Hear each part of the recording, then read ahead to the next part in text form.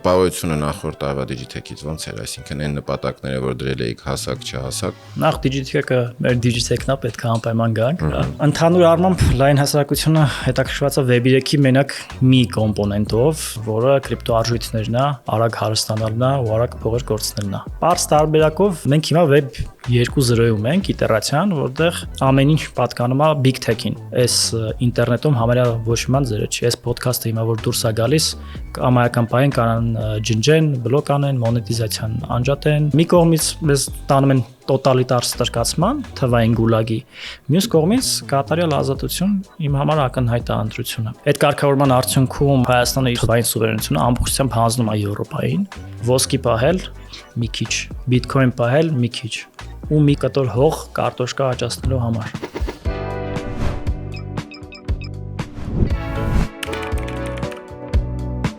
Շարունակում ենք թեք նստենք շիտակ խոսենք հանդիպումների շարքը եւ այսօր իմ հյուրն է Web3 Հայաստան հիմնադրամի համահիմնադիր Blockstars ընկերության տնօրեն Արտյոմ Հարությունյանը։ Արտյոմ, շնորհակալ եմ, որ այստեղ ես։ Ես էլ եմ շնորհակալ հրավերքի համար։ Մի ահագին հարցեր ունեմ տարբեր թեմաներից, բայց մի հատ մեր դիտողներին հիշացնենք ինչի համար ենք հավաքվել, հետո կգնանք հարցերով։ Հիշացումը հետևյալն է, երևի բոլորը արդեն գիտեն, որ հոկտեմբերի 10-ից 12-ը տեղի ունենալու Digitech արդեն միջազգային միջոցառման 20-ամյակը, այսինքն նշելու ենք Digitech-ի 20-ամյակը, հենց այստեղ Մերիդիանում, սպասվում է տենց գերագույն չափսերի եւ բովանդակությամբ միջոցառում, էքսպո, կոնֆերանս եւ ֆեստիվալ ու այդ տրամաբանության շրջանակներում նաև շարունակում ենք մեր ոդքասթները։ Քեզ կանչել եմ այսօր մեզ հյուր, որովհետև Web3-ը նախորդ ու կարծեմ դրա նախորդ Digitech-երի մասնակից ա եղել, տաղավարային մասնակցությամբ։ Ուզում եմ խոսենք նախորդ տարվա Digitech-ից, ինչ տպավորություն ունեիք, ինչ ստացաք, ինչ տվեցիք, խոսենք Web3-ից, ինչ է ընդհանրապես Web3 հիմնադրամ որպես, ինչ է անում Հայաստանում ու ոնց է Հայաստանի Web3 վիճակը ընդհանրապես կրիպտո տեսանկյունից։ Նայեք, Web3 Հայաստան հիմնադրամը ինքը շահույթ չհետապնդող կառույց է, այսինքն մենք երբ որ գալիս ենք Digitech-ին, ոչ թե գալիս ենք ինչ-որ բան գովազդելու, ինչ-որ բան վաճառելու կամ ինչ-որ այլ նմանօրինակ նպատակի, այլ գալիս ենք դրա համար, որ մարդիկ ավելի շատ իմանան Web3-ի մասին, անգամ եթե լսել են Web3-ի մասին, ինտեգրվեն մեր համայնքի մեջ, որպեսզի հեսա հետագայում կքննարկենք իհարկե, որպեսզի սխալ ներդրումներ չանեն, սխալ քայլերի չգնան ու ընդհանրապես պոպուլարիզացիան, էլի։ Այդ Digitech-ի ժամանակ համարյա ասում սլիվկի օբշեստը, բոլորը IT եւ բանի մեջ սաղ գալիս են Digitech, ներառյալ կառավարության մասնակիցներ եւ այլն։ Դրա համար դա մեր համար ստրատեգիկ էր, որպեսզի հիմնադրամին ճանաչեն, իմանան խնդիրների դեպքում ում դիմեն։ Ու սենց այս գործունեության արդյունքում է, որ հիմա գրեթե կամայական հարցով պետությունը լինի, ինչ-որ կառույցներ լինեն, որ բանա լինում Web3-ի հետ կապված, դիմում են Web3 Հայաստան հիմնադրամ։ Ինչքան ժամանակ է գործում է հիմնադրամը։ Մոտ 3 տարի։ Այս ընթացքում, այս 3 տարիների ընթացքում Digitech-ի մասով արդեն ասեցիր նպատակներն ու բաները, մի հատ կասես տպավորությունը նախորդ տարվա Digitech-ից ոնց էր, այսինքն այն նպատակները, որ դրել էիք հասակ չհասակ ու ընդհանուր այցելուների հետաքրքրությունը դեպի Web3 ոնց էր դրսևորվում, կար թե ոչ։ Այդ նպատակ ընդհանրապես չենք դրել։ Նախ Digitech-ը մեր Digitech-ն է, պետք է անպայման գանք, ոչ մի նկատակներ բաներ չկար, բայց թիմը մոտ 8 հոգանոց թմով տեղ ենք, այդ վիդեոները որ նայեք, արագացրած այնց որ կադրեր են լավ արել, նոն-ստոպ մոտենում են, նոն-ստոպ երեխեքը բան են բացատրում։ Ոչ մի, ասենք, չգիտեմ, կոֆեներից, կանֆետներից, ստիկերներից ոչ մեկից ոչ մի բան չմնաց։ Բոլորը, այսինքն այդքան չենք սպասում, որ այդքան շատ պետք է լինեն ու երեխեքը հոգնել են, էլի 8 հոգի երկու սմենով բոլորի հարցերին պատասխանում են, sense բավականին ակտիվ էր, էլի։ Այդ կարա ենթադրի, որ Հայաստանում լայն հասարակությունը հետաքրքրված է պրոցեսներով։ Ընդհանուր առմամբ լայն հասարակությունը հետաքրքրված է Web3-ի մենակ մի կոմպոնենտով, որը կրիպտոարժույթներն է, արագ հարստանալն է ու արագ փողեր կորցնելն է։ Այդ է ամենաակտիվ մասը։ Բայց մենք այսօր մենակ դա չենք քննարկում, չէ՞։ Մենք այսօր քննարկելու ենք այդ մի տոկոսն է, մենք մնացած 99%-ը կքննարկենք, որովհետև ձեր դիտորդները ինձ թվում է այն մարդիկ են, ով են 99%-ը կհասկանան։ Տես, երբ որ ասում ես Web3, ինքը շատ ծավալուն, մի հատ ամբողջությունա, որից եւ գոյանում է քո ասած կրիպտո արժույթները։ Մի հատ փորձեմ մի քիչ բացել, էլի պատկերացնես ոչինչ չգիտեմ Web3-ից, Web3 ոչ թե հիմնադրամից, այլ Web3-ից առհասարակ ու փորձի մի հատ տենց կարճ կամ կարած նույնիսկ երկար, ոչ մի խնդիր, նկարագրես ինքը ինչա, ոնց է ստեղծվել, այս պահին ինչ էվոլյուցիոն փուլում է, ոնց է այդ արժույթը, այսպես ասած, այդ կրիպտոն առաջացել, ինչ է ինքը անում ու տենց մի հատ ընդհանուր ակնարկ էլի, հա, երևի տենց։ Նայեք, ընդհանրապես շատերը լսած կլինեն կրիպտոյի, բլոկչեյնի, բիթքոյնի մասին։ Մի քիչ ավելի խորացված լսած են, որ Web 1, Web 2, Web 3, read write, ownable ինտերնետ եւ այլն, բայց այդ ամեն ինչը որ մոռանանք, ասում եմ, մոռացեք այն ինչ ձեզ սովորացրել են դպրոցում։ Պարզ տարբերակով մենք հիմա Web 2.0-ում ենք, իտերացիան, որտեղ ամեն ինչ պատկանում է big tech-ին։ Ձեր ինֆորմացիան պատկանում է Facebook-ին, ձեր search result-ները պատկանում են Google-ին, ձեր բանկային հաշիվները պատկանում են մեծ բանկերին եւ այլն։ Իրականում բոլորը երևի շատերը զգացել են, շատերը գիտեն, որ այս ինտերնետում համարյա ոչ ման ձերը չի։ Այս ոդքասթը հիմա որ դուրս է գալիս, կամայական պահին կանան ջնջեն, բլոկ անեն, մոնետիզացիան անջատեն, փոխեն եւ այլն, հա։ Ձեր մեյլերը ձերը չեն։ Մի խոսքով շատ դժվար կանաք հիմա ինձ մի բան ցույց տաք, որ ձերն է, հա, այս մոդեռն ինտերնետում, Web 2.0-ում։ Ու իրան փոխարինելու համար կա Web 3 կոնցեպտը, որը պետքա լինի ամենամաքուր ինտերնետի տարբերակը, ամենադեմոկրատիկ, ամենաարդար, որը պետքա մեծ ընկերությունների ձեռքերից խլի կեղտոտ թաթիկներից խլի այդ ուժը ու հետ վերադարձնի մարդկանց։ Ու ինքը պետքա դա անի ոչ թե խնդրելով, համոզելով, այդ տարբերակները փորձել են 80-ականներից սկսած, հա, ինքը պետքա անի ուրիշ ձև, ինքը պետքա դա անի ստիպելով, տփելով։ Հիմա այդ օրինակ այդ Web 3 դրսևորումներից մեկը կրիպտո արժույթներն է, որ ձեր գումարները թվային ոչ թե պահվում է բանկում, այլ պահվում է decentralized ինչ որ ապակենտրոնացված 10000 հոգու համակարգիչներում ու երբ որ իրար փոխանցում են անում արանքում մարդ չկա ես ձեզ եմ ուղարկում դուք ինձ եք ուղարկում բանկ չկա ոչ մեկ չի կարա ստոպ տա ոչ մեկ չի կարա որոշի սառացնի հարցեր տա եւ այլն գումարների տեսանկյունից Web 3 դրսևորումը դա ճիշտ կրիպտոարժույթներն են ասենք օրինակ Bitcoin-ը ճիշտ է բոլորը այս ամեն ինչը ստարտ տվեց Bitcoin-ով, հետո blockchain-ը այդ համակարգն է, որի վրա այդ կրիպտոարժույթները ստեղծվում են, հա այդ պլատֆորմը, կարելի ասել այդ AMP-ը ապակենտրոնացված, որի վրա ինչ ծրագիր էլ գրես, ինքը ապակենտրոնացված կլինի, բայց դիտորդները Web 3-ին ավելի շուտ ոնց են ցանոթ իրականում։ Մի հատ շատ լավ Web 3 product կար, մինչև Bitcoin-ը, մինչև ամեն ինչը, վստահ եմ դու ես երիտասարդ տարիներին դրանով կինո քաշել տարբեր գերմանական կոչվում էր torrent։ Հիշում ես torrent-ը մեր հինը բարի։ Քաշել եմ, բայց ոչ գերմանական։ Ես գերմանական վրացի հասկացա ինչ նկատի ունես։ torrent-ը ճիշտ, բայց չէ, music-ին քաշում ավելի։ Music-ին են քաշում, ինչ ուզում քաշում ենք։ Ինչեր ինք անում, շատ լավ էս շատ քիչ մարդիկ գիտեն, ասում են Web 3 հասկանում են Bitcoin-ից սկսած, բայց իսկական Web 3 հոգով բաներից մեկը դա torrent-ն է, որտեղ ես քեզնից քաշում եմ, ես 100 հոգուց ուրիշ քաշում եմ, ուրիշներին տալիս էի, ոչ մի բան չի վճարում դրա համար, ոչ մի հեղինակային իրավունքներ, ոչ մի հարցերի չի պատասխանում։ Իդեալական Web 3 օրինակ, ու տենց բաներ շատ կան։ Այսինքն այդ Web 3-ը ազատականացված բովանդակություններ։ Այո։ Ու բնականաբար Իրան շատ երկրներում ապօրինի են անում, ասենք Գերմանիայում կարող է torrent քաշելու համար հիմա արդեն էս վերջի 10 տարին քրեական պատասխանատվության ենթարկվես։ Բայց այդ չի հակասում հեղինակային իրավունքների մասին օրենքին բովանդակության նկատմամբ, եթե խոսում ենք օրինակ ֆիլմերից։ Հակասում, բա պետք է հեղինակային իրավունքներ չլինի։ Հա։ Ազատությունը պետք է լինի կատարյալ, ինֆորմացիոն ազատությունը առավել եւս։ Չկա հեղինակային իրավունքներ, կա ֆիլմ, որ ես ազատ պետք է կարողանամ ինչ ուզենամ անեմ։ Ասում չենք մոռանալ, որ գտնվում ենք թեք նստենք ու շիտակ խոսենք podcast-ին, շարունակենք, ես դեմ չեմ։ Բայց այդ ֆիլմը ստեղծողները բա ինչ անեն։ Այդ ֆիլմը ստեղծողները թող գերշահույթներ չստանան այլևս։ Իսկ նրանք սանում են գերշահույթներ այն բանի հաշվին, որ ստիպում են, որ դու նայելուց ամեն անգամ ինչ որ Netflix-ով վճարես կամ մյուս անես, թող չանեն։ Իսկ եթե չի երիքացնում բյուջեն, ուրեմն այդ ֆիլմը արժանի չէր ստեղծվելու։ Իսկ եթե կինոթատրոններում, որտեղ դու ամեն դեպքում գնում ես գումար ես վճարում,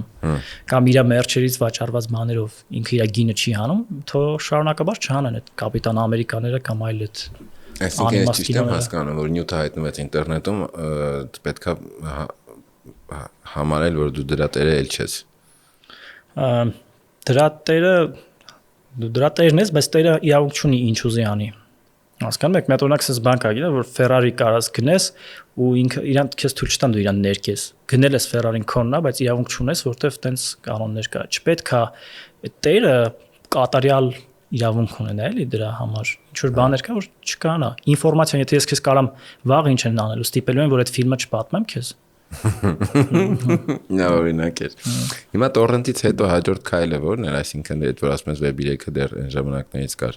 Տորրենտից հետո ինչ դրսևորումներ ունեցավ, թե արդեն այնտեղ բաց էր միջև Bitcoin-ի սպիտակ թուղթը։ Նայեք ոնց է։ Հիմա որ ասում են Web3 եւ torrent,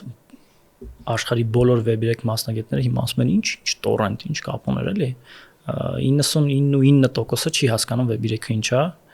Ու առավել եւս չեն հասկանում, այդ իրանց համար սկսում է Bitcoin-ից։ Ինչի, որտեվ torrent-ը շատ լավ բան էր, բայց ինքը voluntary էր, այսինքն ինքնակամ էր։ Դու երբ որ torrent-ը քաշեցիր, կարաս անջատես, էլ ոչ մեկին չտաս, ինքը բարի կամքի իման վրա էր։ Դրա համար ինքը այո տարածվեց, բայց աշխարհի ասենք 10%-ներ օգտագործում, ոչ թե 100%։ Bitcoin-ը ինքնիանով որ եկավ, ինքը խաղաց եւս մի բանի վրա, ագահության վրա։ Այսինքն դու ոչ միայն մասնակցում ես այդ ցանցին, այլ նաև փող ես աշխատում այդտեղ։ Այդ էր իր վիրուսայինը, որ ինքը սկսեց, այսինքն sense hype-ը, ամեն ինչի կրիպտոյի շուրջ։ Տրանզակցիաների միջնորդավճարի մասին ենք խոսում։ Այո, ամեն ինչի։ Ոչ միայն, այսինքն դու ցանցի անդամ ես, այդ ցանցը ամբրապնդում ես, դու երբ որ Bitcoin-ի ցանցի անդամ ես, նույն ինքը ձեր իմացած մայներները։ Կամ այլ բլոկչեյներում անպայման չի մայներ, կարաս լինես ուղղակի սերվեր, որը օգնում է ցանցը դեցենտրալիզացնել։ Դու այդ ընդհանուր բանկի տեղը, մի հատ բանկերի տեղը, տհաճ 10,000 հատ հաճելի մարդիկ են նստած, ու այդ ֆին շատ ավելի ցածր բաշխում է իրանց մեջ։ Իսկ արդեն հաջորդ этаպով, եթե փորձենք մի քիչ էլ բացել, բացի հենց կրիպտոից ուրիշ որ ոլորտներում նայեք օգտագործում։ Կրիպտոից հետո հաջորդ տրամաբանական գործածությունը հենց բլոկչեյնը, բլոկչեյն պլատֆորմաների վրա լիքը այլ application-ներ ստեղծվեցին։ Օրինակ այդ բլոկչեյնը պատկերացրեք ձեր մի սերվերի փոխարեն 10,000 հատ սերվեր է, ու այդ 10,000 սերվերը նույն ինֆորմացիան են պահում, կլինի դա միաժամանակ։ Կլինի դա ձեր բալանսի արժեքը, կլինի դա ուրիշ բան։ Ու ինքը ծրագրավորող է հիմնական բլոկչեյները, այսինքն իրա վրա կարաս կամ այկան կոդ գրես, մի սերվերի վրա ռանալնելու փոխարեն 10,000-ի վրա են։ Հիմա օրինակ ինչի վրա դա կարելի է օգտագործել։ Ենթադրենք պայմանական դիպլոմների համակարգը, ասենք մեր պոլիտեխնիկում կա, որ դիպլոմա քեզ տրվում, պահվի դրա վրա, ոչ թե սերվերների վրա, որ հետին թվով չկանան այդ դիպլոմները, կեղծեն, ջնջեն, ասեն չունես, ունես, հա, իրականում ավարտել այս համալսարանը, չի ավարտել։ Էդի ավելի պոպուլար ու տհաճ տերմինով դա NFT-ներն են։ NFT-ն ինչ է, կամայական տենց ինֆորմացիա նկար եւ այլն, որը պահվում է բլոկչեյնի վրա։ Ուղղակի մարդիկ դա էֆեկտիվ ճիշտ ձև օգտագործելու փոխարեն, ասենք նոտարիուսի տվյալները պահել, բյուջեի եւ այլն, ասես կարող։ Իրան տարան արտ, սկսեցին նկարներ դնել, միլիոնավոր դոլարներով վաճառել, բնականաբար ոչ մի բան չարժեցող բան է, բայց NFT-ը առեք, գները իջան ներքև, ու այդ ամեն ինչը ստացավ սկամի անուն, բայց ինքը ունի բնականաբար անվերջ քանակությամբ ճիշտ օգտագործման ձևեր, որոնք լինելու են ու լինում են։ Այդ մասով ինքը չի օգնում հեղինակային իրավունքի պահպանմանը NFT-ների կտորով։ Այդ մասով ինքը այնքանով է օգնում, ինչքանով որ երկրի օրենսդրությունը թույլ է տալիս դա անել։ Օրինակ, եթե այս երկիրը ասի, որ այս ինֆորմացիան, քանի որ բլոկչեյնի վրա է, ինքը համարվում է մեր մոտ որպես հեղինակային իրավունք եւ այլն, այդ յուրիսդիկցիայով այո, ինքը կարող օգնի։ Այլապես, եթե դու գնաս դատան ասես, հեսա այս NFT-ն ունեմ, որ իմ հեղինակային իրավունքներն իրենց համար դա ոչ բան չի արժեն նշանակի էլի։ Այսինքն օրենսդրության մակարդակով պետքա ընդունված լինի, որ բլոկչեյնը վերցնում ենք որպես հիմք։ Այո։ Հետաքրքիր է։ Հիշացնեմ, որ 2025 թվականին հոկտեմբերի 10-ից 12-ը Digitech-ի հերթական եւ հոբելյանական միջոցառումն է 20-ամյակը, վստահ եմ լսել ես, եւս մեկ անգամ նոր ասեցի, ու այդտեղ էլ մենք տարբեր թեմաներով քննարկումներին անդրադառնալու ենք Web 3-ին, Web 3-ի հետ փոխկապակցված բոլոր ուղղություններին ու ենթաուղղություններին, ոնց որ եւ նախորդ տարի, հիշում ես։ Ու այս կոնտեքստի մեջ կուզեմ մի հատ ասես ինչա կատարվում հիմա Հայաստանում։ Այսինքն մենք այսօր որտեղ ենք, ինչ փուլում ենք, բայց բոլոր ուղղություններով, հա, այսինքն այն կրիպտո հանրությունը, հա, այսպես ասենք, պետությունը, մասնավորը եւ աշխարհն ու Հայաստան հարաբերությունները։ Դες որտեղ ասացի օրինակ եթե երկիր կա, կարծեմ Էստոնիան է, չէ՞, որ երկիրն է, որ բլոկչեյնը վերցրել է որպես իր բան, այդ էլ մի հատ խնդրում եմ։ Դրանք կասեմ, բայց մի քիչ ավելի խորը մի հատ բան ասեմ Web 3-ական, որ ավելի հասկանալի լինի ինչի մասին այս ամեն ինչը։ Դե մենք այդ կրիպտոն, բլոկչեյնը, տորենտը սա խոսացինք, բայց այդ ամեն ինչը իրան չի սարքում Web 3, որպեսզի մի բանը կոչվի Web 3, ինքը պետք է լինի full web, հա։ Այդ Web 3-ը, որպեսզի լավ պատկերացնես, backend server-ի տեղը, չունես էլ backend server, ունես տես decentralized blockchain server-ներ, այսինքն լոգիկա բանկի լինի, թե ասենք կազինոյի խաղինը լինի, թե Nardune-ը լինի, չգիտեմ, կամայական դու application, որ ասես թե Facebook-ինը լինի, backend-ի տեղը blockchain-ն է։ Բայց front-end-ն էլ, չէ, կարան փակեն Ամերիկայի ծառայությունները, front-end server-ը փակեցին, այդ backend-ը ինչ կապ ունի։ Իսկ պետք է front-end-ը էլ decentralized լինի, այո։ Հետո բայց DNS-ներ կան, չէ՞, DNS-ը եթե կուզենան, ասենք UAT.am-ը, կասեն վերջ ռեգիստրից հեռացրեք, terroristական իրավունք չունեն մտնել, այսինքն որպեսզի կատարյալ ազատություն լինի, այդ domain name-երն էլ պետք է լինեն decentralized։ Այսինքն բոլոր շերտերում դու գնում ես, ես ճիշտ եմ հասկանում, որ բոլոր շերտերում պետք է գնալ ապակենտրոնացման։ Այո, ու այդ լինում է full Web 3-ը։ Այդ full Web 3 կայքերից հենց հիմա իսկական Web 3-ը, որ ընդամենը 5 միլիոնն են։ Ասիր ինչքան շուտ է։ Որ ասում ենք Web 3 Հայաստան հիմնադրամը ստեղծել ենք 3 տարի առաջ, որտեղ Web 3 տերմինն է հելել 3 տարի առաջ։ Այդ տեխնոլոգիաները բաները կային, բայց ինքը այնքան թարմ է, որ այդ full հասկացողությունը, որ Web 3-ա պետք մեզ Web 3 տերմինը, այս կոնցեպտը ամեն ինչ decentralized ամբողջությամբ։ Հետի լրիվ թարմ է, ընդամենը 5 միլիոն կայք կամած կտեսնեք ոնց է Web 2-ին փոխարինում Web 3-ը։ Բարձ Իսկ ես ճիշտ եմ հասկանում, դու ոնց որ մի քիչ Darknet-ի մասին ես արդեն խոսում։ Darknet-ը Չնեղանաս, էլի։ Այո, Darknet-ը դրա իրան որ փորձում ենք հեշտ բացատրենք, որ պատկերացնեն, դա հենց Darknet-ն է, որ հասկանաս, որ չես կա սովորական բրաուզերով մտնես իրան, հա, այդպես բան։ Ուղղակի Darknet-ի տարբերությունն է, որ Darknet-ը ոչ թե decentralized է, այլ ինքը, ասենք, մի սերվեր, երկու սերվերում է պահվում, բայց փորձում է թաքցնի ինքով է։ Ես օրինակ չեմ փորձում թաքցնեմ ով եմ։ Ես ասում եմ, որ Արցախը Հայաստանն է։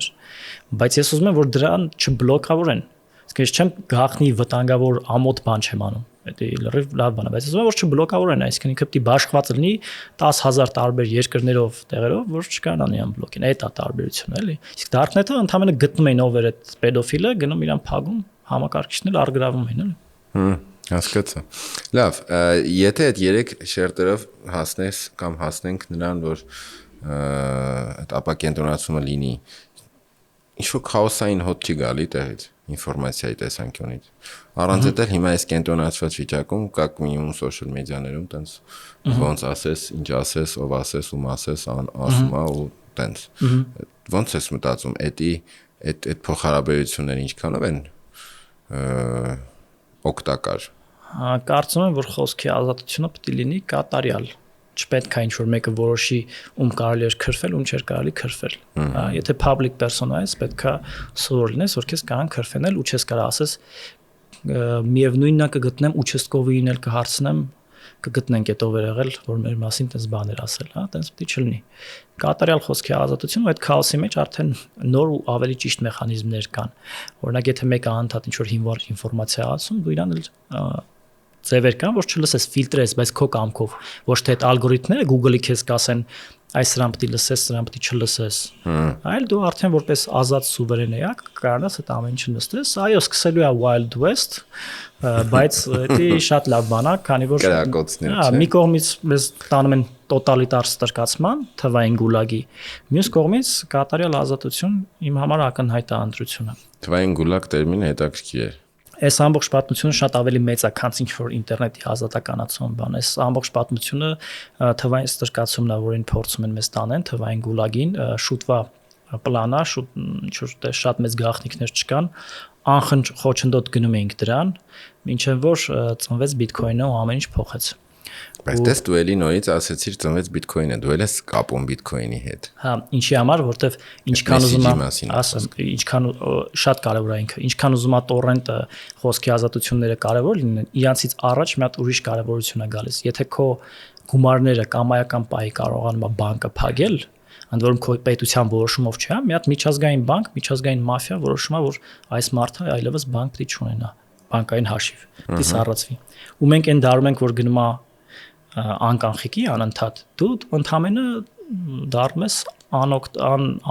անպաշտպան մի հատ էակ, ոչ ման չես կարող գնաս դատարան փաստաբան վարձես, որտեղ պետք է փոխանցումով անել, իսկ քո հաշիվները փակեն։ Այդ առումով ամենամեծ վտանգը ու այդ ստրկացման ճանապարհի բանը, այդ թվայնացումներ ու բանկինգներ ու պետական բանկեր չլինելու փաստը, այսինքն քաղաքացիները մեր հենց հիմա դե ֆակտո իրանք օտարերկրյա կազմակերպությունների վասալն են,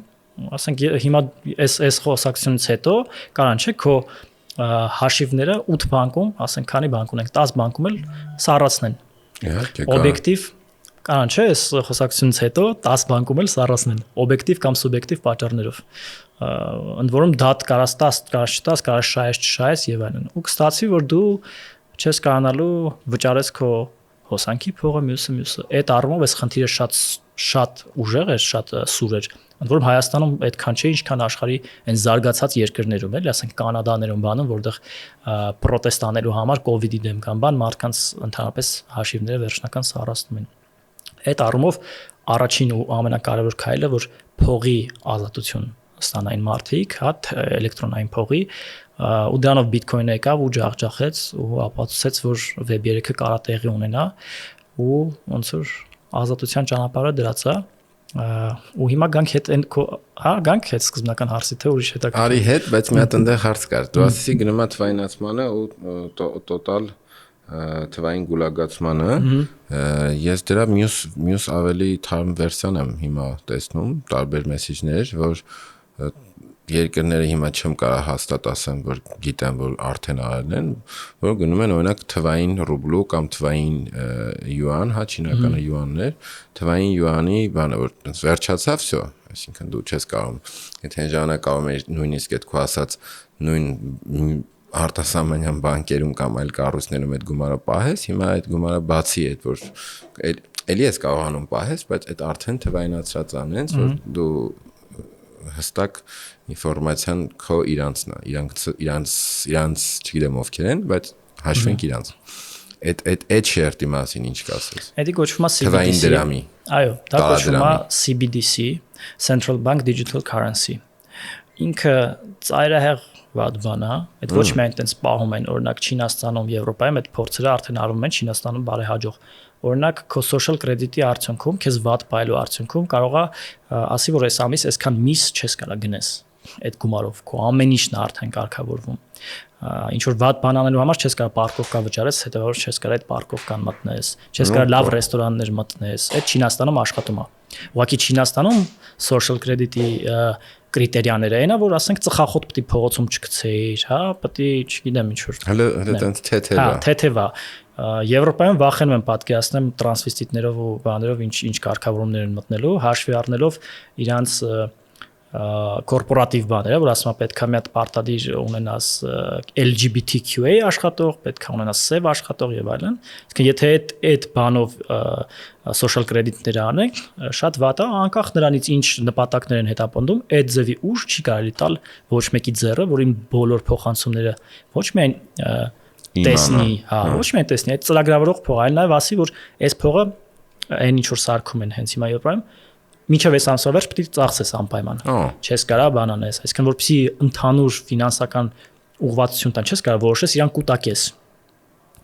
Ինչ-ինչ պայմաններով, ինչ-ինչ մասաներին, խավերին եւ այլն։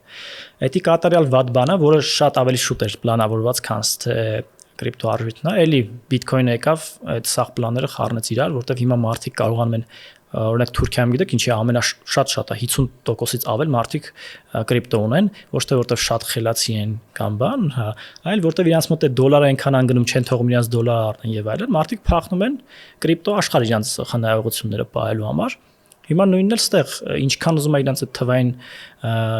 բաներ ստրկությունը բրթեն առաջ, քանի դեռ փախնելու տեղ ունի մարդ, դա կրիպտո արժույթն է, այդ ամբողջությամբ չի լինի, եթե իրանք չկարանան դա պարտադրեն բոլոր երկրներում։ Իսկ եթե դու բոլոր երկրներում քո բիտքոյնը ապօրինի է, նոր իրանց պլանը կաշխատի, որը չի լինի, որտեղ շատ երկրներում այն նախորդ հարցը ասում էր, որ երկրներում են լավ բան, երկրներ կա ինքը օֆիցիալ արժույթ է։ Որոնք են։ Էլ Սալվադորում դու ոչ միայն կարաս ամեն ինչ գնես, կամ այկան հացի խանութում աշխատողին պարտավոր է կրիպտո դրամապանակ ունենա ու քեզից պարտավոր է կրիպտո ընդունի։ Պատկերացրեք, ասենք Շվեյցարիայում կարաս կրիպտոյով հարկեր վճարես, Ամերիկայի նահանգներ կան կրիպտոյով կարաս հարկ անգամ վճարես, էլի ոչ միայն կարաս առևտուր անես, այլ պետական պաշտոնական քո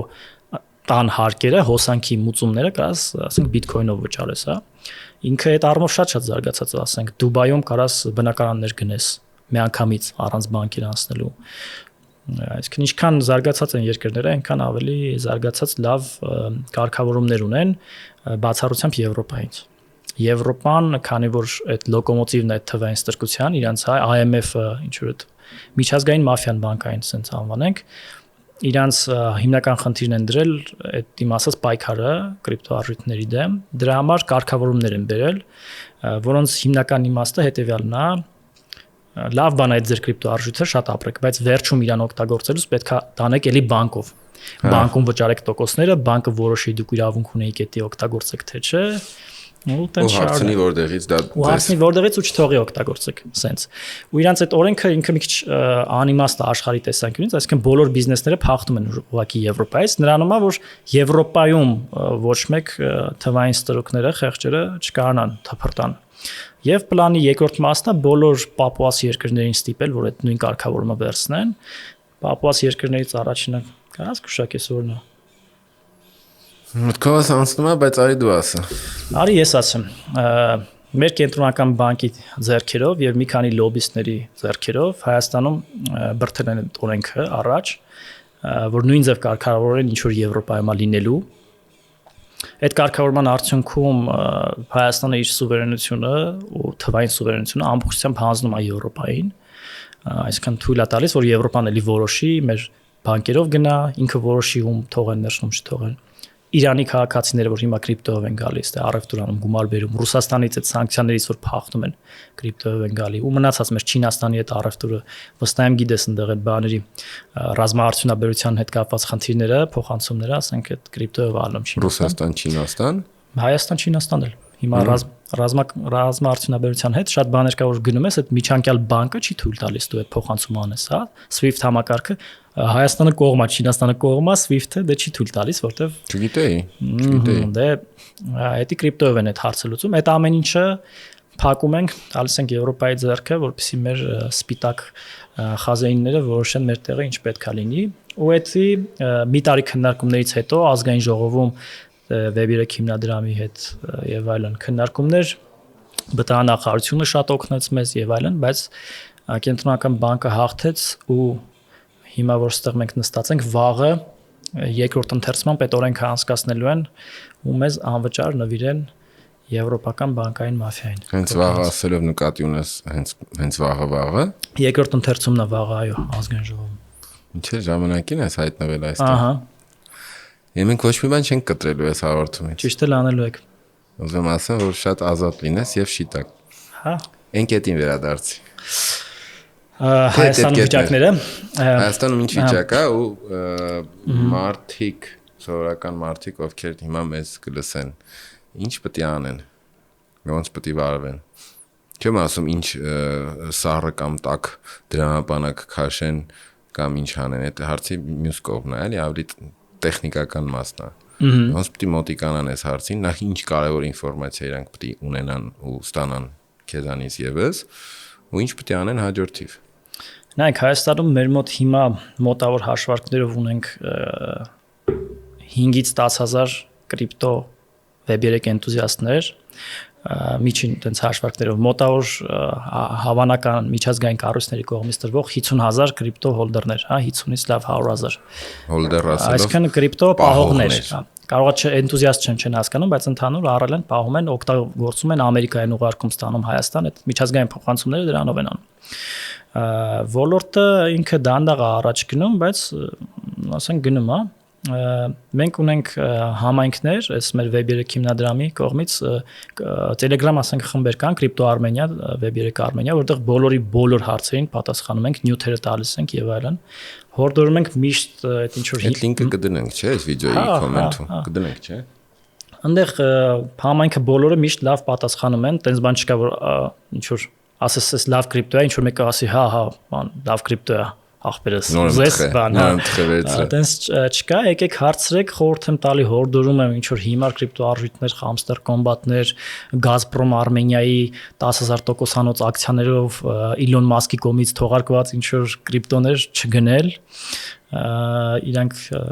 միշտ սկամ են։ Թվարկածները սկամ են, չէ՞, իրանք ուղիղ կապ չունեն օրինակ Gazprom-ի հետ, ուղղակի տենց social media process են տանում։ Նայում ես Gazprom, գրածա Gazprom Armenian տալիս է ու ամսական 200% շահութաբերությամբ ակցիաներ են գնում եք, մի տարուց դառնում եք միլիոնատեր բան ու մարդիկ։ Բայց հետո այդ ինչ որ ձև այդ ինֆորմացիան կարգավորվում է նույն Gazprom-ի կողմից կամ չիրեմ։ Չեն կարող ունենք մենք կիբեր հանցագործությունների բան ունենք, գրեթե անհնար է, մինչև գտնում փակում են,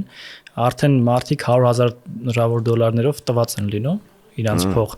փողերը հետ բերելու մասին խոսք էլ չկա։ Այդ կատարյալ ազատությունը Web3 աշխարհի իր այդ բերում է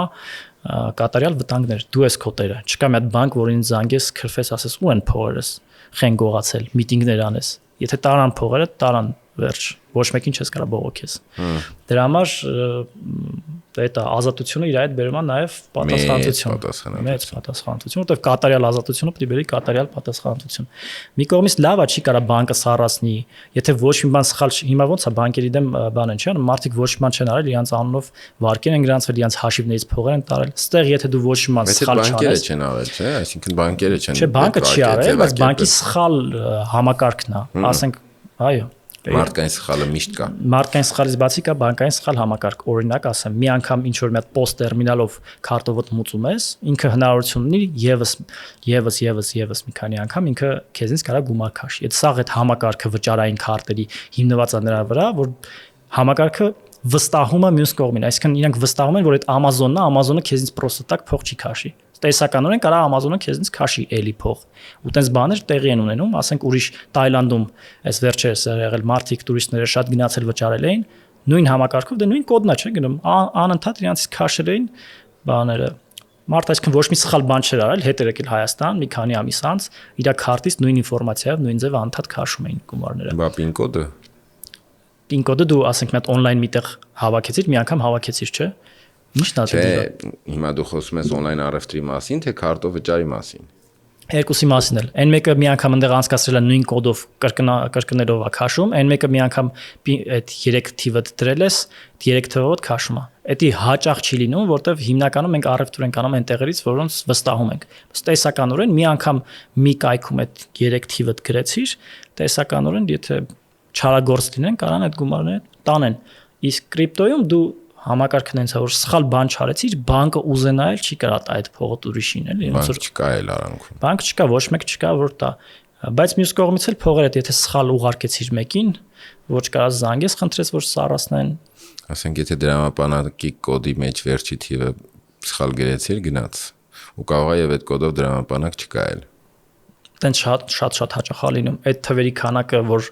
պրոստը օթում կախվել են ու հետչինի բերել, միլիարդավոր դոլարներ են։ Միլիարդավոր դոլար, ասենք տասնյակ միլիարդավոր դոլարներ են այն փողերը, որ ուղարկվել է սխալ դրամապանակ ու էլ չի լինում ինձ զերտալ։ Խորտ կտամ անպայման մի հատ մի քիչ կրթվեք, պարտադիր բոլորդ այս վերջին օրն է որ կարող ես խորտ տամ, Bitcoin առնեք, այդ օրենքից հետո չեմ էլ կարողանալու այդ խորտը տալ։ Պարտադիր Bitcoin առեք, ոչ միայն որ կուրսը կբարձրանա, կհարստանաք, հա, այդ չի հարցը։ Այլ նրա համար, որ ինքը ձեր թվային անվտանգությունն ապահովում։ Եթե վաղը որոշեցին ձեզ գան բանան են, սառացնեն ձեր հաշիվները ինչ-ինչ պատճառներով, կապ չունի, քաղաքական կոնյունկտուրաները անդադ փոխվում են։ ու կարա էլի ինչ որ բան լինի։ Եթե դահական որոշեց ձեր սառացնի, եթե որոշեցին չթողեն Հայաստանից դուրս տանեք ինչ որ ձեր գումարները կամ Հայաստան բերեք դրսից ձեր գումարները, միակ տարբերակը լինելու է կրիպտոն, մասնավորապես ամենաանվտանգը Bitcoin-ը։ Այդ մասով մի հատ ես խորհուրդ տամ էլի, մենք տենց սովորույթ ունենք այս վերջերս, հատկապես դրսի Ռուսաստան եւ Եվրոպա ու Ամերիկա բոլոր վիդեոները, որոնք կրիպտո արժույթ բառը իրար մեջ ենթադրում են, տենց տակը տեքստով գրվում է, որ մենք տենց խորհուրդ չենք տալիս, ավելի շատ խոսքը վերաբերվում է գնել վաճառելու տրեյդինգին, հա, մենք էլի խորհուրդ չենք տալիս, այսինքն այս ինչ որ մենք խոսում ենք, այս խորհուրդ չի գնել կամ վաճառել, այլ լինել զգուշ գործողությունների մեջ, այսինքն ինքը ֆինանսական խորհրդատվություն չի տրեյդինգի տեսանկյունից։ Իսկ մնացած խորհրդատվությունը ինձ թվում է հասկացանք։ Չէ, տրեյդինգ անել կամայական դեպքում խորհուրդ չեմ տալիս, ճիշտ է կան ինչ որ հաջողակ տրեյդերներ, բայց կամայական դեպքում խորհուրդ չեմ տալիս տրեյդ անել։ Խոսքը վերաբերում է ձեր անվտանգությունը ապահովելու մասին։ Միշտ 3 բան ենք խորհուրդ տալիս, կրիպտոն դե կապ չունի։ Ոսկի պահել մի քիչ, Bitcoin պահել մի քիչ ու մի կտոր հող կարտոշկա աճացնելու համար, ապահովության համար։ Հիմա այս վերջին տարիներին, որ ազատազանի հետ շատ ենք բաներ անում, մենք էլ ասում ենք փամփուշտներ ա մի քիչ պետք։ Սոթեք էլի։ Սի այդ որ ասում ես վերջին օրն է, ի՞նչ է լինելու, ի՞նչ է փոխվելու։ Մի հատ այդ կարևոր թեմային էլ գանք էլի։ Հա, նայեք ոնց է։ Մինչև էս չկար օրենսդրություն, այսինքն ինքը մոխրագույն զոնա էր։ Այսինքն դուք կարող եք ձեր Հայաստանում, հա, դուք կարող եք ձեր կրիպտոն գնալ այդ վարչապետի ասած բուտկաները, որ կային փողոցների վրա, չգիտեմ տեսել եք եթե հարթում թե չի ասում ոնց կարա բուտկաներով լինի, ու բուտկաներ չեն, նորմալ exchange-ներ են, ընդ որում դոլարային exchange-ներից շատ ավելի Դահլիճից հարց ունենք, հա, հետո չէ, ասա, շարունակի։ Չէ, ամուսնացած չեմ եթե դա։ Այդ բուտկաներում կամ շատ սիրուն exchange-ներով կարող ես գնաս կրիպտո 10 դրամը վերցնես cash-ով եւ այլն, խնդիր չունես, նույնն էլ cash-ը փոխելու դրամ բանի կրիպտոյի։ Բնականաբար կրիպտոյով, բայց ինչ որ բայ դու ուզում ես հաց գնես, իսկ Հայաստանում կրիպտոյով չես կարող հաց գնես, հա։ Պետք է փոխես իրան cash-ի։ Այդ ձև կարողանում ենք անենք։ Բավականին զարգացում կար IT-ները, այս մեր Web3 հիմնադրամի հիմնադիրները, այդ ստարտափներն են, Hexense-ին,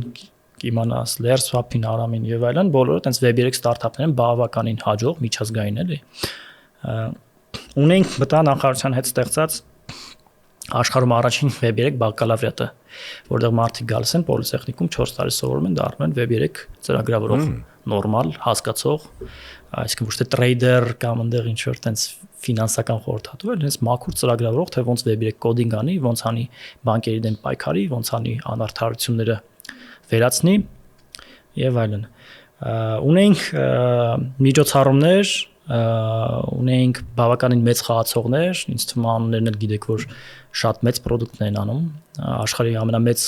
տենց ընկերություններից մեկը հայկական, որ մտել էր դրա մեջ։ Հիմա ինչա փոխվելու։ Հիմա այս նոր օրենքով առաջին հերթին ասում է այդ ձեր կրիպտոները ոնց ուզում եք փոխեք, վերջում պետքա փոխանցում արվի բանկին, դե այդ հասկացանք։ Առանց սահմանաչափի կապ չունի 10 դրամա թե $10,000 բանկն է որոշելու իր կրիտերիաներով, մոտար նույն կրիտերիաներով ինչ որ cash-ն է, կանխիկն է վերցնում, նայելու է դեմքիդ, ասի քեզ $100,000 որտեղից դու ռուս ես գնա, դու իրանցի ես գնա, Հայաստան պետք է փող չբերես եւ այլն։ Երկրորդը իրանց ստատիկները մտցնում են նաև IT ստարտափների մեջ։ Եթե մինչև այս դու կարող ես մի ստարտափ սարքեիր բաց թողեիր Web3-ում, հիմա ինքը պետքա որակվի, ինքը ֆինանսական գործիք է թե չէ ԿԲ-ի կողմից, իսկ Web3-ում գրեթե ամեն ինչ ֆինանսական գործիք է։ Web3-ում ինչը դու սարքում ես, ասենք տորենտատիպ բան ես, չէ՞ սարքել։ Հիմա արդեն տորենտ չես սարքում, դու սարքում ես տորենտ, որը իր հետ ունի նաև իր coin-ը, որպեսզի այդ տորենտը մարդիկ որ օգտագործում են նաև ստանան այդ միշտորտավճարը coin-ի տեսքով։ Այո, բոլոր պրոդուկտներ, անգամ մեր պոլիտեխնիկի դիպլոմների համակարգը, քանի որ իրենք NFT-ներ են, NFT-ներն էլ իրանք են էլի կարգավորելու, այդ NFT-ն նենց բան է, որ կապ չունի դիպլոմեր թե նկարեր, դու կարող ես իրան վաճառես ու առնես։ Տեսականորեն կարող ասում ես բանի Քիմ Քարդաշյանի դիպլոմներ եկեք վաճառենք, դա էլ է դառնում ֆինանսական գործիք, այսինքն բոլոր տեխնոլոգիաները ինչ որ հնարավոր դառավ գնել կամ վաճառել, այսինքն հայտնվավ շուկայում ինքը դառնում է ֆինանսական գործիք կամ միջոց։ Այսինքն ամեն ինչ Web3-ում, Web3-ի իմաստը նրանն է, որ ամեն ինչ լինում է փոխանցել, ստանալ, վաճառել, կատարել Բայց ազատություն։ սովորական փոխանցման դեպքում դու եթե NFT ես փոխանցում, հա, նվեր ես տալի, չես վաճառում։ Այդ ըտեղել է այդ process-ը, չէ՞, այսինքն այդ փոխանցման 0.5 իմ քանի տոկոսն էլ է համարվում ֆինանսական միջնորդավճար կամ գործիք։ Դու ունես, չգիտեմ, 1000 եվրոանոց ինչ որ քո ասած Քիմ Քարդաշյանի դիպլոմը, ուզում ես այդ նվիրես ինձ։ Դու ունես ինչ որ դրամապանակ Web3-ում, ես էլ ունեմ կամ նույնիսկ կամ դրան մոտիկ։ Հիմա չխորանանք, հա, բաների մեջ, շլյուզների մեջ, հա, հայերեն տարբերակը դրա չգիտեմ, այսինքն որ ճանապարհով կարաս ինձ ուղարկես, բայց այդ ուղարկելու համար, թեկուզ ինձ նվիրելու համար դու պետքա ցանցին միջնորդավճար տաս։ Քո կաշելակից։ Այո։ Այդ արդեն եղավ ֆինանսական տրանզակցիա ու գործիք։ Ու ոչ միայն իմ ու քո մեջ եղավ ֆինանսական գործիք, այլ նաև խեղճ պոլիտեխնիկը, որ դիպլոմների համակարգ էր սարքել, ինքը ստացվեց որպես ֆինանսական գործիքի ստեղծող։ Որի այդ միջավայրում պահպանված է քո ասած Քիմ Քարդաշյանի դիպլոմը։ Այո։ Այսինքն ստացվում է տեսականորեն անիմաստ է Հայաստանում կամայական բան տենց սարքելը, որտեվ պետք է գնաս կենտրոնական բանկի հարցերին պատասխանես, իրանք որոշեն դու ֆինանսական գործիք ես թե չէ, հետո ինչ որ մի պահի մեկը ես քո դիպլոմը կուղարկեմ, կասենեցի վճարում ա եղել, պոլիտեխնիկ պետքա դու գանվես եւ այլն։ Դու կարող ես sense խիստ չանեն, բայց տեսականորեն օրենքը տարել է նրանում, որ կամայական IT նորարարություն էլ կամ չես կարանես կամ կենտրոնական բանկը, որը մեր կառավարության մասը չի, գիտես, միջազգային բանկային ինչ որ։ Այդ լսել էի։ Հա։ Ինքն է որոշելու Հայաստանում լինի նորարարություն թե չէ, ու չի լինելու, բարձ պատճառով, որ այս օրենքը հələ Եվրոպայում չի անցել։ Մենք որ վերցնում ենք էսի։ Ինչ ենք շտապում։ Հա, ինքը Եվրոպայում չի անցել, բայց Եվրոպայից արդեն բոլոր խոշորագույն ստարտափները դուրս են եկել արդեն, որտեղ երբ որ անցնի, ուժի մեջ դրվի չեն կարա։ Այսինքն կես տրիլիոն դոլար արժողությամբ կապիտալիզացիայով թեթերը Եվրոպայից դուրս է եկել։ Թեթերը բան չէ։ USDT կրիպտոարժույթի հիմա այնտեղ բիրժաներում ոչ միայն բիրժաներում չկա, այլ նաև գլխամասը այլևս այնտեղ չի։ Տեղափոխվեցին Էլ Սալվադոր, եթե չեմ սխալվում։ Օպա։ Հա, ու այս տարբերակով sense կարգավորումներ չկա ոչ միտեղ, ոչ Սինգապուրում, ոչ ԱՄՆ-ում, ոչ միտեղ։ Մի խոսքով IT-ն է խեղդում, սուվերենությունն է խեղդում, ասում է ձեր Իրանից գործընկերներ Ռուսաստանից ոչ մեկ պետք է էլ Հայաստան չգան, թող ինչ ուզում են լինեն։ Հնարավոր շատ ուժեղ բաները որ կարանք ունենանք, օրինակ real estate tokenization, այսինքն անշարժ գույքի մեջ, որպեսզի ներդրումներ անեն։ Ինքը շատ լավ բան է, BlackRock կապիտալի պնդմամբ, եթե չեմ սխալվում, 16 տրիլիոն դոլարի շուկա է ինքը, եւ իրանք ասում են, որ երկիրը առաջինը դա անի, այնտեղ էլ ներդրումներ անելու ենք, ու ասենք ԱՄՆ, Կաթար եւ այլն, առաջինը իրանք են անում, հիմա Տրամպը նաեւ ասում է Ամերիկա։ Այսինքն ինչ է դա ասում, այդ մի կլիկով ոնց էր հեշտ NFT առնում, կանաս մի հատ բնակարան գնես Հյուսիսային պողոտայում, կամ բնակարանի մի հատվածը մենակ գնես, լիկվիդայությունը պատկերացրես ինչքան է բարձրացնում, քեզ պետք չի $300,000, որ մի հատ բնակարան գնես, $3,000 կարող ես ներդնել։ Դու կարող ես $3,000 ընդեղ ապրես, այդքան հատվածը ինչքան որ գնել ես։ Հա, բայց դու չես գնում ապրես, ինքը գինը բարձրանում է, վաճառում ես կամ վարձով եթե տալիս ես հյուրանոց, հա, այսինքն fraction մասնակի տիրապետում ինքը շատ թերագնահատված բաներ, մինչև BlackRock-ը անձամբ չասեց դա ու բոլոր երկրները սկսեցին դրա հետևից ընկնել, մենք այս կոչը մի տարի առաջ ենք արել, որ այս անցկացնենք մեր այս բնակարանների խնդիրը, այս շատ հեշտ կարելի է լուծել, ասենք մի $2 միլիարդ էլ մտներ դրանից Հայաստան, պատկերացնում եք նորից ինչ բում կապրել էլի հայկական շուկան, ու մեզնից ոչ իման չէր գնում, ընդհանրապես մեզնից գնում էր չպարկասնել մեր տնտեսությունը Եվրոպայի տակ։ Ու սենց շարունակ ինչ որ վատ բաներ, հա, պրինցիպի ընդհանուր առմամբ գալու է օրինական դաշտ, այսպես կոչված, իրանց պատկերացումներով ՆԳՆ նախարարու հետ ենք շփվել, իա պատկերացմամբ թմրանյութերի վաճառք բանն է պակասելու։ Ոնց է ձեր ալիքում հետաքրքիր է այս թեման, թե։ Մեզ հետաքրքիր այն ամեն ինչին, որ դու կասես։ Հա։ Թեմաներով չենք տարաբաշխում, էլի։ Մոտավորապես իրանք ինչն են արդեն ասում փողերի լվացման դեմ պայքար, թմրանյութերի դեմ պայքար, սենց ավելի լավ կլինի, հա։ Ու այդ առաջին հարցը ցակում այդ բանում Շվեյցարիայում կամ Սինգապուրում չգիտեին այդ ամեն ինչը, որ այս հիմար կարգավորումը չեն վերցրել կամ Ամերիկայում, հա, վերցրել են ուրիշ կարգավորում, ոնց անդե չեն պայքարում դրա դեմ։ նպատակը միակն է, ոնց ասացի, մեզ արդեն մեր տնտեսությունը խեղճացնելն է ու Եվրոպայի տակ անցկացնելն է, բայց ինձ բարձ օրինակ կա մարդ լսում է լավ, եթե կարգավորված է լրիվ բանկերով է գնում, դե թմրանյութերը վաճառում են կրիպտոյով, չէ, հիմա հաճախ։ Չգիտեմ։ Հա, ոնց չգիտես։ Թմրանյութերը վաճառում են կրիպտոյով, ասում է դե չեն կարող արդեն վաճառեն, մի հատ ասենք բարձ բան է, այդ թմրանյութերը վաճառողը կամայական պայի կարող այդ on-line այդ գումարները ասենք Դուբայում կանխիկացնի կամ դուրս գա Վրաստան cash դրամներ վերցնի եւ այլն։ Իսկ այդ գումարները թմրանյութ վաճառողի համար խնդիր չի արդեն կանխիկացնելը, էլի։ Մենք միակ բանը որ ասում ենք Կարլիտո կամ այլ թմրա վաճառ քո փողերը Հայաստան չբերես հանգարց, որտեղ բանկը ներս չի թողելու, բայց նաեւ ռուս գործարար չբերես Հայաստան, որտեղ բանկը ներս չի թողելու, ամերիկացի գործարար ներս չբերես եւ այլն, հա։ Իմաստը հասկացանք, բոլորին ասենք փող մի բերեք։ Ինչ թվում է, թե շատ մակերեսային է այդ մոտեցումը, այսինքն եթե մենք գնում ենք կրիպտոռեգուլյացիա ասվածին ու դրա տակ հիմք ենք դնում, որ մենակ կարգավորում է այդ քո թվարկած ուղղությունները, հա, այսինչ կամ այնինչ բանի արկու վաճառքը շատ պրիմիտիվ չի։ Պրիմիտիվ, նայեք, տենց պրիմիտիվ բաներով կարացել են ազգային ժողովի падգամավորներին խափեն, որ քվեարկեն սրանք կողմ առաջին ընթերցումը կողմ են։ Այսինքն հիմնավորումը ամբողջ այդ Web3 process-ների, այդ blockchain-ների, այս ամեն ինչի մեջ մի հատ այդ հիմնավորումն է դրած, որ այս process-ները կանխելու համար են։ Չէ, մենակ այդ չի, նաև ասում են Եվրոպա։ Չէ, ասում են Եվրոպա։ Հա, գիտեք ինչի, այսքան տարի մենք արդեն երեք չեմ հիշում, արդեն 8 տարի է հələ նախորդ նախագահներից ասում ենք կարգավորենք, չենք ասում չկարգավոր, լավ կարգավորման դեպքում լիքը փող կգար Հայաստան։ Ինչի չէին անում այսքան ժամանակ, որովհետև չկար այդ տոտալիտար եվրոպական օրենքը։ Հենց Եվրոպայում ի հայտ եկավ, հələ նշույլներն է, էլի չվերջականացած Եվրոպա, շուտ անենք եվրոպականը մտցնենք էլի այդ։ Բայց արի այն կողմից էլ նայենք, ուրիշ ինչ կա այդ օրենքում բացի հենց այդ քո նշած կետի զրկումը կամ կարգավորումը։ Չէ՞ լավ բան կա, թե նայեք կարգավորումը ինքնիանով ասում են լավ բան է, որտեղ տեսականորեն ինքը թույլ է տալի մեծ ընկերության գրանցվել Հայաստանում։ Օրինակ Binance Exchange-ը, երբ կարգավորում չկա, ինչքան ուզում է լավ լինի Հայաստանի վիճակը, ինչքան ուզում է Web3 բակալավրիատ ունենանք, ինքը չի կարող գազ տեղ գրանցվի։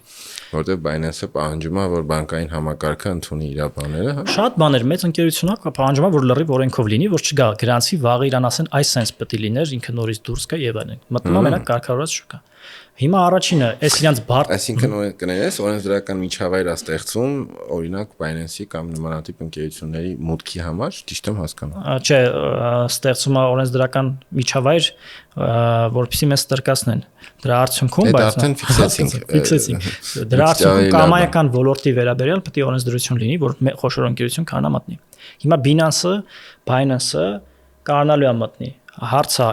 այս այնտեղ իրանք շատ բարդ կետեր են գրել, անհիմն բարդ, որ էլի Եվրոպայում շատերը փախնում են դրա պատճառով, հա, շատ exchange-ներ։ Լավ, ենթադրենք որոշեցին այդ բարդ թույթների մեջով Binance-ը հանցնի գրանցվի։ Ինչ օգուտ է դրանից մեր ժողովրդին ու պետությանը լինում։ Այսինքն եթե այդ Binance հիմա էլ են օգտագործում Հայաստանում։ Հա, հիմա Հայաստանում չի գրանցված։ Օգտագործում են Binance US-ը, UK-ը, չգիտեմ։ Հիմա օգտագործում են Binance Armenian, ինչ որ հարկ է գոյանալու է, բայց փոխարենը լիքը ուրիշ բաներ չեն գրանցվելու Հայաստան, փոխարենը այդ ժողովուրդը մեր հիմա հարյուրավոր միլիոնավոր դոլարներ է խնայում միջպետական փոխանցումների մեջ։ Մեր ժողովուրդը հենց հիմա արդեն իսկ այդ Ամերիկայից Հայաստան փոխանցումը, Իրան-Հայաստան եւ այլն այս փոխանցումների մեջ, այս exchange-ները ստատիստիկան ունեն էլի հարյուրավոր միլիոն դոլարներ խնայում են մենակ այդ փոխանցումների մեջ։ Այդ գումարները տանելու են տան բանկային համակարգին։ Իսկ մենք մի կողմից թալանում ենք մեր ժողովրդին տալիս ենք բանկերի ձեռքը, ինչպես նաեւ ոչ հայկական, հա, միջազգային փոխանցման ժամանակ ընդդել է փոխարենը ասում ենք մի երկու մեծ exchange կարող է գա գրանցվի Հայաստան, լավ կլինի։ Գա։ Ու ասեմ ընդ որում եթե կամայական ուրիշ ավելի լավ հայք հարցը ինչու՞մն է, չկարգավորվելու ու կարգավորվելու մեջ չի հարցը։ Հարցը զարգացած ամերիկյան, սինգապուրյան կարգավորման, թե տոտալիտար եվրոպական կարգավորման մեջ է հարցը։ Երկու պարագայում էլ փողերի լվացման դեպքում դեմ պայքարի ձևեր կան։ Երկու պարագայում էլ տերորիզմի դեմ պայքարի ձևեր կան։ Երկու պարագայում էլ Binance-ը գալու է, ընդ որում այն մի պարագայում ավելի լավ։ Հարցը միակ տրամաբանական պատճառը սրա այդ բանկային մաֆիայի լոբինգի արդյունքում, որ անցկացնեն այն ինչ որ իրանց է պետք։ Այլ առավելություն ընդհանրապես դա անհնար է գտնել, այդ օրենքին մենք շատ լավ ենք դիրապետում, շատ լավ, ասենք մեզ անգամ UAT-ի ձեր հաստաբանական այդ թիմն էլա նայել անցել վրայով, դա կարծիքը միարժեք է, միանշանակ է, աշխարհի որ ծայրումում էլ հարցնեք, կարծիքը միանշանակ է, որ հեծանիվ չենք օրինում էլի։ Լավ, բա ինչ է սպասում Մեզ ինչ է սպասվում։ Նայեք, անցկացնելու են այդ օրենքը, որովհետև մեր падգամավորները չխորացան դրա մեջ, չհասկացան սա մեր սուվերենության կարևորությունը, չհասկացան ինչ փողեր կարող գար, որովհետև մեր էկոնոմիկայի նախարարությունը, այս ամեն ինչի մեջ մենակ բտա նախարարությունն էր, որ հասկանում էր ինչքան կարևոր է ու պայքար էր տանում։ Մնացածը բոլորը վախենում են կենտրոնական բանկերից կամ միջազգային բանկերից, բոլորը խելոք խեղճ ենթարկվեցին։ Հետևաբար անցնելու է այդ օրենքը։ Հետևաբար փափուկ բարձ են դնելու, որ եկեք կամաց-կամաց իրան լավարկենք, բայց իրան ֆունդամենտալ լավարկելը շատ դժվար է։ Այդ ուժը հետ վերցնել կենտրոնական բանկի ձեռից տալ, ասենք, ինչ որ նախարարության, հա, էկոնոմիկայի նախարարությանը կամ այլ կառույցի, դա շատ բարդ է լինելու։ Կետ առ կետ պետքա պայքարենք, հույս ունենամ, որ մի հատ նենց փոփոխություն կլինի խոշոր Հայաստանում, որ այդ ամեն ինչը ջուրը կընկնի, նորից զրոյից կարողանանք լավ օրենք անցկացնենք։ Հա, դու ինձ հարց ունես։ Կրիպտո ունես։ Էլ չէ։ Խե։ Չեմ հիշում։ Կորցրեցի կարծեմ, բանը, բայց շատ քիչ էր, դա փորձնական էր։ Պատամա պարտադիր ունեցի։ Ասա ասում եմ վերջի հաջորդ օրվանից արդեն կրիպտո sense խորհրդատվություն տալը պատժվելու է, որտեվ իրավունք չունես, էլ ասես կրիպտո ունես։ Մեր այս բանը որ գնաց եթեր պատժվելու։ Ուժի մեջ կարողա չլինի հələ, բայց հա, կարող հանդիստ։ Պետք է այսօր հրապարակել ուրեմն այս վիդեոն։ Փաստացի այսօր է պետք հրապարակել։ Հա, չէ՞ դե այդ օրենքը անցնելուց հետո parza ինչ որ 2 շաբաթ կամ 2 ամիս ինչ որ ժամանակ են տալու։ Տնտեսվարողները իհարկե մեծ մասը 90%-ը փակվելու է, ոչ մեկ չի գրանցվելու։ Ստվերը ամեն ինչ գնալը, որտեղ մինչև հիմա գնում էր սիրուն կոկիկ exchange-ում փոխանակումը տանում էր կամերաների տակ, ամեն ինչ լավ էր, հարկերը վճարում էին։ Հիմա արդեն անիմաստ է դառնում էդի։ Այսինքն ես չեմ կարող գնամ էդի անեմ, սպասեմ որ բանկից կփոխանցեմ, բանկը կհաստատի էլի։ Եթե խոսք տաս որ կամաց կտեղավորվես քրոնոմետրաժի մեջ, ես էլ խոսք տամ, որ կփորձենք այսօր թողարկենք։ Խոսք եմ տալի։ Տեղավորվեցինք։ Վերջի հարցն է։ Հա, դե հիմա արդեն քանի որ տենց օրինական ձև չես կարանես, պետքա ստվերով գնաս այն տակից են հիշում ես այն դրամ դոլար ծախողներին է որ ասում։ Դոլար առն ռուսական, հա։ Տենց բաների, որը Ռուսաստանում արդեն ցույց է տվել մարդկանց առևանգում են, խափում են եւ այլն, այսինքն սպիտակ դաշտից ստիպելով տանում են սև դաշտ, մեծ մասը փակվելու են, ու այն խոշոր փողերը իհարկե Իրանից արդեն ես չգիտեմ ոնց են գալու։ Այդ ալինելու տնտեսվարողներին ստարտափներից արդեն որոշել են որ Հայաստանում էլ չեն կարող լինեն։ Նոր ստարտափ ես բացառում եմ որ կգա հենց Հայաստանում կգրանցվի, այս բացառվում է իմաստը որն է կամայական երկրում կարած գրանցես ու չգնաս կենտրոնական բանկի հետ բան տաս այդ NFT բաներ թե չէ էլի։ Հա, ֆինանսական գործիքեր թե չէ։ Նոր ստարտափ անհնարին է։ Մի երկու exchange-ներ կգան կգրանցվեն, մարդիկ ինչքանով կօգտվեն, չեմ կարող ասեմ, որտեվ այդ exchange-ով գնում է, բանկով գնում է, տոկոսները պահվում է եւ այլն էլի, այսինքն ավելի էժան է նստելու վրա, վերջում Ամերիկայից ուղակի բանկով փոխանցես։ Web3 բակալավրիատը շարունակելու է ոնց կար տենց, ամեն տարի լիքը ուսանողներ ունենք։ Իրենք էլ կդնենք ինձ թվում է։ Ինչ կանենք։ Web3-ի բակալավրիատի լինքն է կդնենք մեր կոմենտներում, որ ժողովուրդը մինչև որ իրանք ավարտեն, դառնան ուժեղ ուսանողներ եւ լուծեն հարցերը այս մարդկանց, ովքեր sense պատուած են բերում մեր Web3 ոլորտի գլխին։ Կենացի պես ինչեց։ Շնորհակալ եմ Արտեմ ջան, շատ հետաքրքիր ու շատ շիտակ զրույց էր։ Ինչպես խոստացա, մենք ոչինչ չենք կտրի։ Հա, շատ լավ։ Ու կաշխատենք հնարավորինս շուտ թողարկենք, որ չընկնենք այդ կարգավորումների տակ։ Եթերում տեխ նստենք շիտակ խոսենք ոդքասթներ, մեր հյուրն է Արտյոմ Հարությունյան, Web3 հիմնադրամի համահիմնադիր եւ Blockstar ընկերության տնօրեն, ճիշտ ասի չես անգամ։ Հիշեցնեմ, որ 2025 թվականի հոկտեմբերի 10-ից 12-ը Երևանի Meridian Expo կենտրոնում տեղի է ունենալու հոբելյանական Digitech 2025-ը, խի հոբելյանական, որտեղ 20-ամյակն ենք այս տարի նշում, անընդհատ ասում եմ, ու լիքը միջոցառումների շարք է սպասում, այդ թվում Web3 թեմաներով տարբեր քննարկումներ, թոքեր, սիրով հրավիրում եմ բոլորին։ Հաջողություն, շնորհակալություն։